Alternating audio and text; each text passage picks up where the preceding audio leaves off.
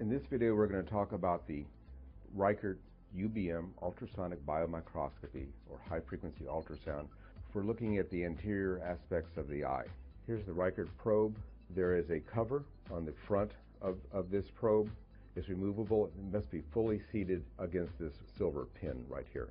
Note that on the side here, there's a line, there's a moving nub that moves in the same orientation, waggling back and forth as this line. This line will be on the left-hand side of the screen, wherever this points to. This nub has a gold surface to it, and because it's moving in a liquid medium, it needs to be distilled water. If it's not using distilled water, then mineral deposits from normal tap water would deposit on here over time, ruining this nub. The nub can be 35 megahertz, and it's also interchangeable for higher frequency of up to 50 megahertz. I'd like to talk just briefly about the older method in which we examine the eye.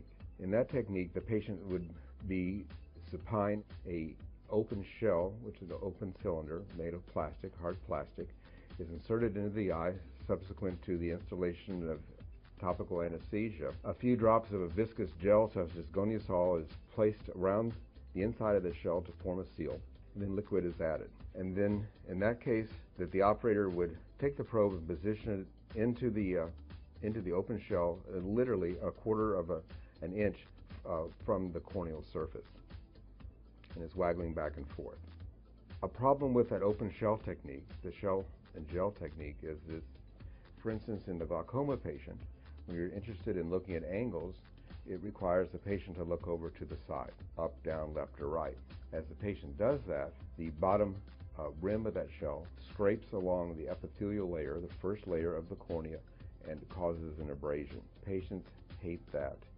And also the technician, who has no feedback as to the location of this moving nub, that in itself can tag the cornea. So technicians are not happy in doing this because of the damage that can be done, and it makes them nervous, and the patients themselves can leave with a very red and inflamed eye. So while UBM has been around for 15 years or so commercially, it really hasn't caught on because of the drawbacks of that shell and gel technique.